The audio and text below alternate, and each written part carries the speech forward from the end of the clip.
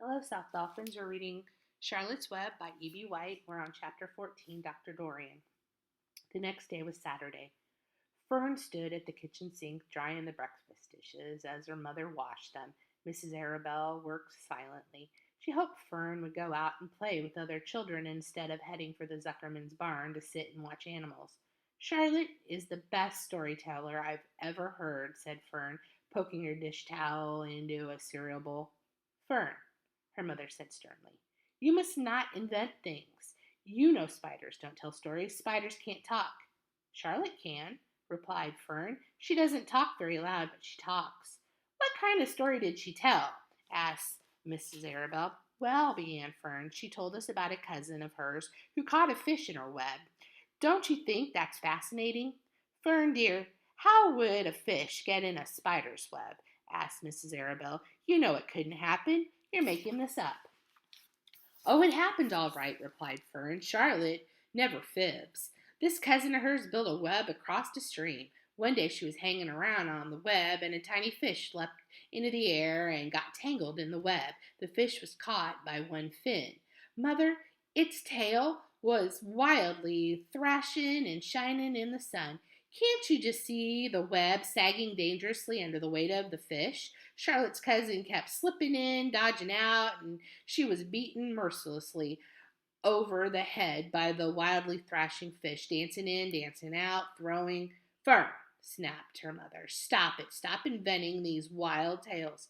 I'm not inventing, said Charlotte. I'm just telling you the facts. What finally happened? Asked her mother, whose curiosity began to get the better of her.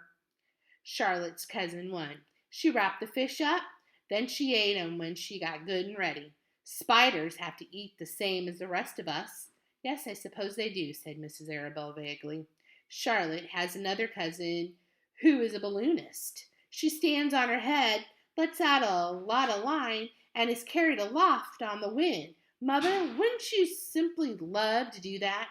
Yes, I would, come to think of it, replied Mrs. Arabella. But, Fern, darling, I wish you would play outdoors today instead of going to Uncle Homer's barn.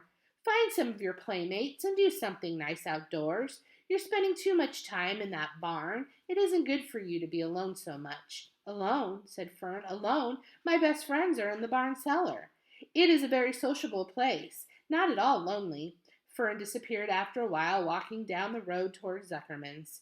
Her mother dusted the sitting room. As she worked, she kept thinking about Fern. It didn't seem natural for a little girl to be so interested in animals. Finally, Mrs. Arabella made up her mind she would pay a call to old Dr. Dorian and ask his advice. She got in the car and drove to his office in the village. Dr. Dorian had a thick beard. He was glad to see Mrs. Arabella and gave her a comfortable chair.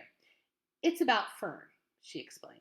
Fern spends entirely too much time in the Zuckerman's barn.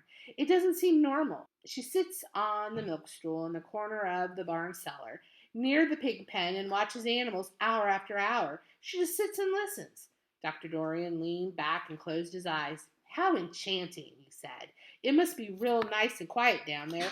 Homer has some sheep, hasn't he? Yes, said Mrs. Arabella. But it all started with that pig we let Fern raise on a bottle. She calls him Fern. Homer bought the pig, and ever since it left our place, Fern has been going to her uncle's to be near it. I've been hearing things about that pig, said Dr. Dorian, opening his eyes. They say he's quite a pig. Have you heard about the words that appeared in the spider's web? Asked Mrs. Arabella nervously. Yes, replied the doctor. Well, do you understand it? Asked Mrs. Arabella. Understand what? Do you understand how there could be any writing in a spider's web? Oh, no, said Dr. Dorian. I don't understand it. But for that matter, I don't understand how a spider learned to spin a web in the first place. When the words appeared, everyone said they were a miracle, but nobody pointed out that the web itself is a miracle. What's miraculous about a spider's web? Said Mrs. Arabella. I don't see why you say a web is a miracle. It's just a web. Ever try to spin one? Asked Dr. Dorian. Mrs. Arabella shifted uneasily in her chair. No, she replied, but I can crochet a doily, and I can knit a sock. Sure, said the doctor, but somebody taught you, didn't they? My mother taught me. Well, who taught a spider? A young spider knows how to spin a web without any instructions from anybody. Don't you regard that as a miracle? I suppose so, said Mrs. Arabella. I never looked at it that way before. Still, I don't understand how those words got into the web. I don't understand it, and I don't like what I can't understand. None of us do, said Dr. Dorian, sighing. I'm a doctor. Doctors are supposed to understand everything, but I don't understand everything, and I don't intend to let it worry me. Mrs. Arabella fidgeted. Fern says the animals talk to each other. Dr. Dorian, do you believe animals talk? I never heard one say anything, he replied, but that proves nothing.